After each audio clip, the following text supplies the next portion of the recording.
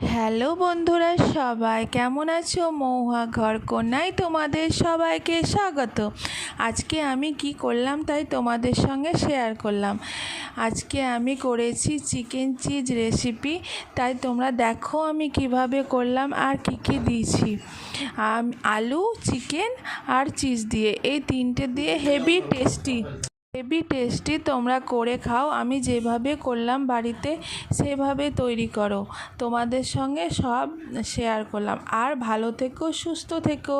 আর আমি এগুলো যা যা করেছি, যেভাবে করেছি তোমরা সেইভাবেই করবে। এই বৃষ্টির দিনে বা বাড়িতে বাচ্চা থাকলে এইভাবে যদি করো, হেভি টেস্টি।